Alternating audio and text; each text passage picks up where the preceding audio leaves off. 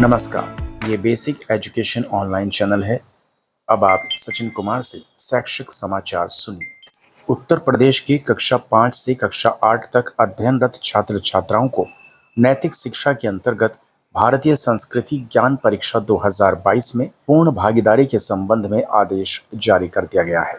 शिक्षा निदेशक बेसिक उत्तर प्रदेश लखनऊ की तरफ से जारी किए गए इस पत्रांक शिक्षा निदेशक बेसिक 13,505 598 2022-23 दिनांक 3 जून 2022 के अनुसार गायत्री शांति कुंज हरिद्वार उत्तराखंड के पत्रांक दिनांक 13/4/2022 का अवलोकन करते हुए उत्तर प्रदेश की कक्षा 5 से कक्षा 8 तक अध्ययनरत सभी छात्र छात्राओं को नैतिक शिक्षा के अंतर्गत मानवीय मूल्यों एवं सांस्कृतिक संचेतना के विकास के उद्देश्य से विद्यालय स्तर पर भारतीय संस्कृति ज्ञान परीक्षा दिनांक 15 अक्टूबर 2022 को निर्धारित की गई है।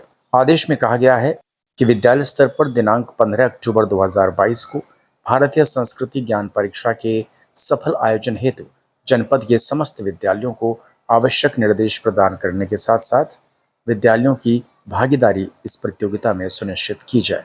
आज़ादी के अमृत महोत्सव के अंतर्गत हर घर तिरंगा कार्यक्रम के लिए जनपद के समस्त सरकारी अधिकारी, कर्मचारियों, शिक्षकों, शिक्षा मित्रों, स्वास्थ्य कार्यकर्ताओं, आंगनबाड़ी कर्मियों, आशा बहुओं आदि को पूर्व निर्धारित लक्ष्य दिए गए हैं तथा इनकी प्राप्ति हेतु प्रयासों की जिलाधिकारी स्तर पर नियमित समीक्षा करने का आदेश जारी किया जा चुका है। कार्यक्रम के क्रियान्वयन हेतु समस्त जिलाधिकारी की अध्यक्षता में एक समिति गठित की जाएगी, जिसमें जिलाधिकारी अध्यक्ष होंगे, पुलिस आयुक्त द्वारा नामित पुलिस उपायुक्त, वरिष्ठ पुलिस अधीक्षक या पुलिस अधीक्षक उपाध्यक्ष होंगे, मुख्य विकास अधिकारी उपाध्यक्ष होंगे, विश्वविद्यालय के कुलपति द्वारा नामित प्रतिनिधि सदस्य होंगे, नगर आयुक्त अधिशासी अधिकारी, नगर पालिका, नगर पंचायत सदस्य होंगे, मुख्य कार्यपालक अधिकारी, छावनी परिषद सदस्य होंगे, मुख्य चिकित्सा अधिकारी सदस्य होंगे, जिला विकास अधिकारी सदस्य होंगे, जिला प्रोबेशन अधिकारी सदस्य होंगे, जिला विद्यालय निरीक्षक सदस्य होंगे और बेसिक शिक्षा अधिकारी इस समिति में सदस्य होंगे। दिनांक 15 जुलाई से 5 अगस्त 2022 के मध्य जनपद के समस्त घरों, दुकानों, कार्यालयों, प्रतिष्ठानों, शैक्षणिक संस्थानों एवं अन्य सरकारी एवं गैर सरकारी परिसरों में झंडों की उपलब्धता अनिवार्य रूप से सुनिश्चित कर ली जाएगी। हर घर तिरंगा कार्यक्रम के लिए झंडा तैयार करने के निर्देश जारी किए जा चुके हैं, जिनमें झंडे का आकार आयताकार होना चाहिए, इसकी लंबाई एवं चौड़ाई का अनुपात 3:2 होना चाहिए।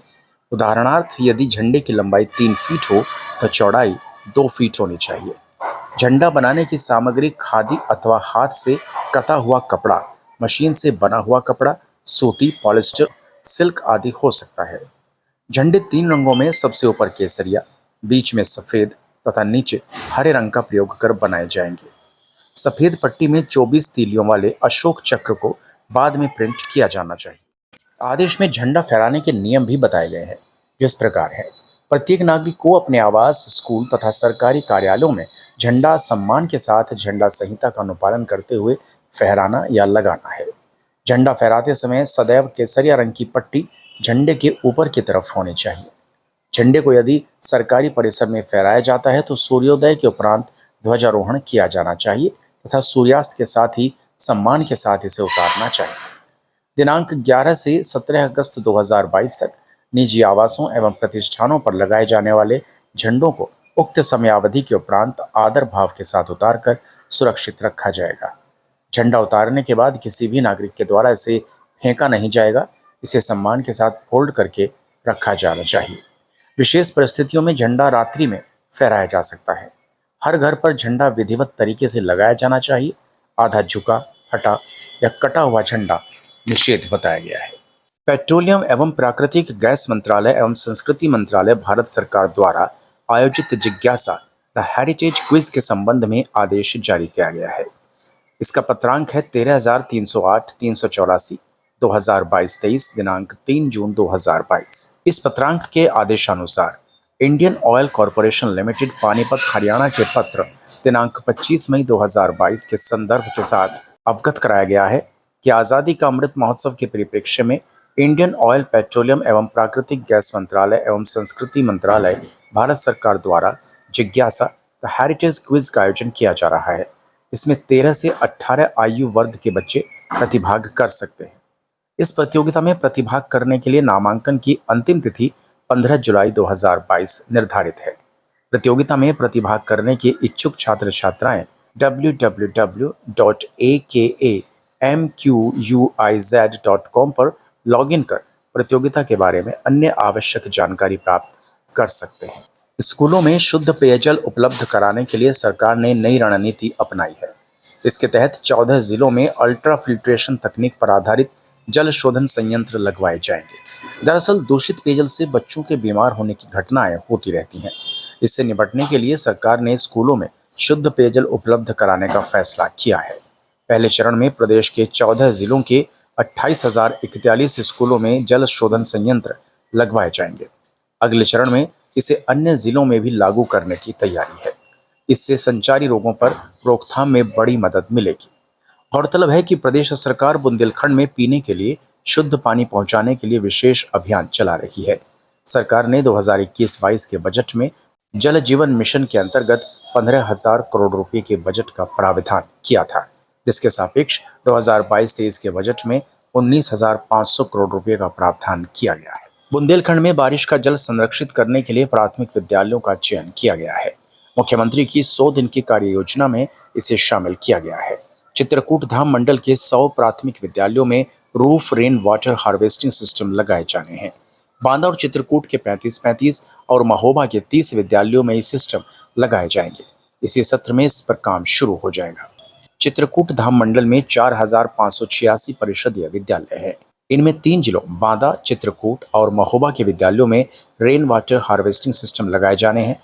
बांदा से ब्लॉक वार 120 विद्यालयों को चिन्हित कर सूची प्रोजेक्ट मैनेजर राजीव कुशवाहा को सौंपी गई है।